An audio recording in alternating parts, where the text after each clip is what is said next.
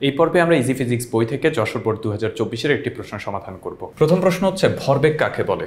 কোন বস্তুর ভর ও বেগের গুণফলকে ভরবেগ বলে। খ হচ্ছে 1 ওয়াট সেকেন্ডকে 1 জুল বলা যায়। 1 ওয়াট সেকেন্ডকে 1 জুল বলা যায়। আমরা জানি ক্ষমতা P = W/T বা W = PT। এখন ক্ষমতার SI একক হচ্ছে ওয়াট। এই যে ক্ষমতা P এর SI একক হচ্ছে ওয়াট, সময়ের SI একক হচ্ছে সেকেন্ড এবং কাজের SI একক হচ্ছে জুল। SI মানে হচ্ছে সিস্টেম অফ ইন্টারন্যাশনাল বা আন্তর্জাতিক পদ্ধতির একক। সুতরাং উপরের সমীকরণে P = 1 W এবং T 1 সেকেন্ড বসালে W এর যে মান পাওয়া যায় তা 1 জুল বা W হচ্ছে 1 ওয়াট সেকেন্ড বা 1 ওয়াট সেকেন্ড সমান হচ্ছে 1 জুল। এই কারণেই 1 ওয়াট সেকেন্ডকে 1 জুল বলা হয়। অর্থাৎ এইখানে এই যে সমীকরণটা W হচ্ছে PT। এখন W হচ্ছে কি কাজ, কাজের একক কি জুল। তাহলে 1 জুল সমান কি হবে? P এর মান হচ্ছে 1 ওয়াট আর T এর মান কত 1 সেকেন্ড। তাহলে 1 জুল সমান 1 ওয়াট সেকেন্ড। 1 জুল সমান 1 ওয়াট সেকেন্ড। এটাই কিন্তু আমাদেরকে বলেছে 1 ওয়াট সেকেন্ডকে 1 জুল বলা যায়। ব্যাখ্যা করো। জাস্ট এই যে কি বলে সমীকরণটা আছে, এই সমীকরণে W হচ্ছে কাজ, কাজের একক হচ্ছে জুল। তাহলে 1 জুল সমান কি হবে? P এর একক হচ্ছে ক্ষমতা, P এর একক হচ্ছে ওয়াট। তাহলে 1 ওয়াট, সময়ের একক হচ্ছে সেকেন্ড, 1 সেকেন্ড। তাহলে 1 জুল সমান 1 ওয়াট সেকেন্ড। গ নম্বর প্রশ্নটা দেখি, বস্তুটির ভূমি স্পর্শের মুহূর্তে বেগ নির্ণয় করো। এই যে এইখানে একটা বস্তুর গতিশক্তি দেয়া আছে। এই গতিশক্তির ক্ষেত্রে এই যে গতিশক্তি দেয়া আছে কত 6146.56। এই গতিশক্তি থেকে ভূমিতে স্পর্শ করার মুহূর্তে তার বেগ বের করতে হবে।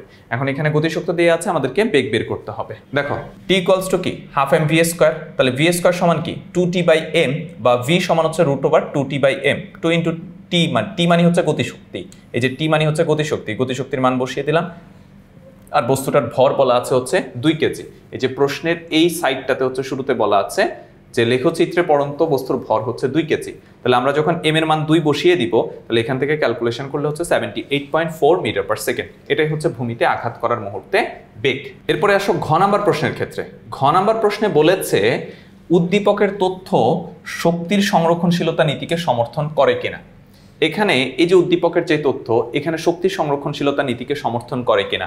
অর্থাৎ এই বিন্দুতে গতিশক্তি বিভব শক্তির যোগফল, 4 সেকেন্ডের সময় গতিশক্তি বিভব শক্তির যোগফল, 8 সেকেন্ডের সময় বিভব শক্তি গতিশক্তির যোগফল এবং ভূমিতে আঘাত করার মুহূর্তে গতিশক্তি বিভব শক্তির যোগফল, এইগুলো হচ্ছে সমর্থন করে কিনা সেটা আমাদেরকে বের করে দেখাইতে হবে। প্রথমে আমরা 4 সেকেন্ডের সময় বেগ বের করে নিচ্ছি। v = হচ্ছে u + gt। u এর মান 0, g এর মান 9.8, t এর মান হচ্ছে 4। তাহলে 4 সেকেন্ডের ক্ষেত্রে হচ্ছে আমরা বেগটা পেয়ে গেছি 39.2 মিটার/সেকেন্ড। বস্তুটি ভূমি হতে h উচ্চতায় ছিল। তাহলে h সমান কি ut + half of gt²।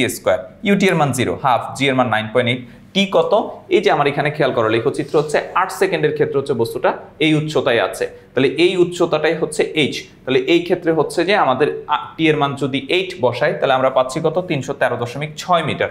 অর্থাৎ বস্তুটা ওই মুহূর্তে 313.6 মিটার উচ্চতায় আছে। আর 4 সেকেন্ড পরে বেগ কত সেটা আমাদেরকে বের করা আছে। ধাপে ধাপে হচ্ছে এই ম্যাথটা আগাতে হবে।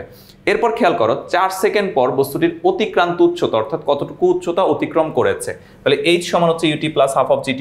ut এর মান 0, হাফ, g 9.8 আর t হচ্ছে 4²। তাহলে এখান থেকে ক্যালকুলেশন করলে আমরা পাচ্ছি হচ্ছে 78.4 মিটার।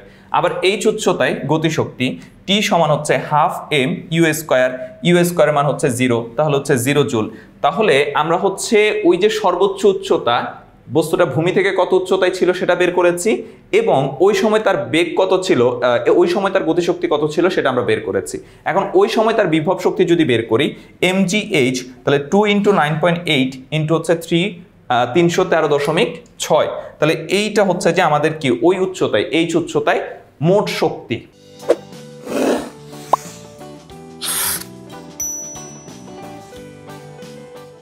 তাহলে দুইটাকে যদি আমরা যোগ করে দিই, তাহলে দুইটা যোগ করে দিলে একটা তো 0 আর একটা হচ্ছে এটা, দুইটা যোগ করে দিলে আমরা পেয়ে যাব। এই পোরশনটা প্রথমে আমরা বুঝি। আমরা প্রথমে হচ্ছে সর্বোচ্চ যে উচ্চতা আছে সেই জায়গাটাতে হচ্ছে আমরা শক্তির পরিমাণ হিসাব করতে চাচ্ছি। তো এখানে প্রথমে হচ্ছে কত উচ্চতায় আছে সেটা বের করেছি 313.6 মিটার।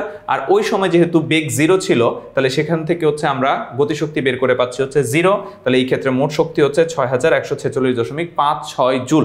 এইটা হচ্ছে প্রথম যে এইচ উচ্চতা ছিল সেই উচ্চতায় আমরা বের করে মোট শক্তিটা দেখেছি। এরপরে আমরা 4 সেকেন্ড পরে গতিশক্তি হাফ এম ভি স্কোয়ার, 4 সেকেন্ডের সময় বেগটা আমরা বের করেছি, বসিয়ে দিলাম, তাহলে এই ক্ষেত্রে আমরা 4 সেকেন্ড পরে গতিশক্তিটা পেয়ে গেছি।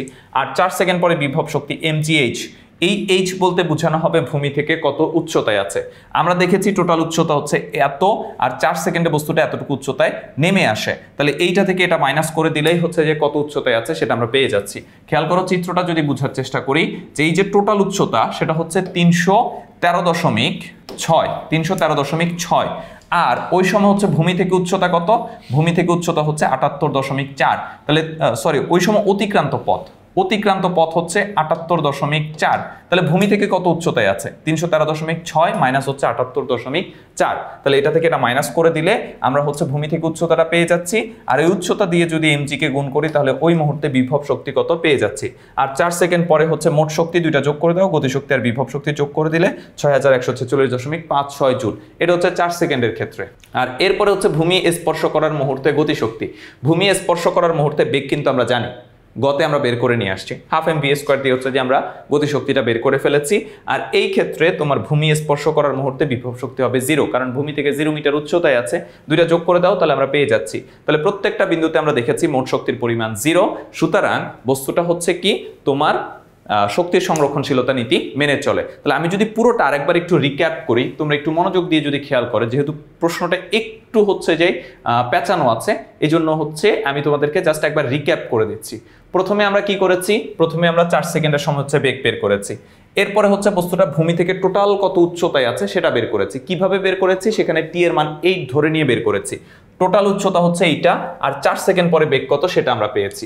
এরপরে 4 সেকেন্ডে অতিক্রান্ত উচ্চতা কত, x সমান হচ্ছে ut plus half of gt square, T এর মান 4 বসিয়ে দিয়ে আমরা পেয়ে গেছি। খেয়াল করো টোটাল উচ্চতা এত, 4 সেকেন্ডে এতটুকু নেমে আসছে, তাহলে ভূমি থেকে উচ্চতা কত হবে, এই যে 313.6 মাইনাস হচ্ছে 78.4, ওই মুহূর্তে ভূমি থেকে উচ্চতা। এখন এই উচ্চতায় আমরা গতিশক্তি বের করতেছি, এই উচ্চতায় গতিশক্তি হচ্ছে তোমার হাফ এম ভি স্কোয়ার, তো ভি স্কোয়ার মান 0, তাহলে 0 জুল। বিভব শক্তি এইচ উচ্চতায় 313.6, তাহলে এখান থেকে হচ্ছে আমরা মোট শক্তিটা পেয়ে গেছি, এটা হচ্ছে এইচ উচ্চতায়। এরপরে হচ্ছে 4 সেকেন্ডের ক্ষেত্রে আমরা বের করব, তো 4 সেকেন্ডের ক্ষেত্রে প্রথমে আমরা বেগ বের করতেছি half M V square, B এর মান 4 সেকেন্ডের সময় বেগ পেয়েছি সেটা বসিয়ে দিয়েছি। আর 4 সেকেন্ডের ক্ষেত্রে হচ্ছে বিভব শক্তি, ভূমি থেকে উচ্চতা কত, টোটাল উচ্চতা এত, 4 সেকেন্ডে এতটুকু পথ অতিক্রম করে, তাহলে ভূমি থেকে উচ্চতা হচ্ছে এইটা মাইনাস এইটা, তাহলে এখান থেকে হচ্ছে আমরা কি পাবো, আমরা 4 সেকেন্ডের ক্ষেত্রে হচ্ছে যে তোমার বিভব শক্তিটা পেয়ে যাব, দুইটা যোগ করে দিলে 4 সেকেন্ডে মোট শক্তিটা পেয়ে গেছি। আরেকটা হচ্ছে ভূমিতে স্পর্শ করার মুহূর্তে গতিশক্তি, হাফ এম ভি স্কোয়ার, ভূমিতে স্পর্শ করার মুহূর্তে বেগ আমরা গতে বের করেছি, সেখান থেকে হচ্ছে যে আমরা এই ক্ষেত্রে কি পেয়ে যাচ্ছি, গতিশক্তি পেয়ে যাচ্ছি। ভূমিতে স্পর্শ করার মুহূর্তে বিভব শক্তি থাকবে না, কারণ ভূমি থেকে 0 মিটার উচ্চতায়, দুইটা যোগ করে দাও তাহলে আমরা এই ক্ষেত্রে হচ্ছে মোট শক্তিটা পেয়ে যাচ্ছি।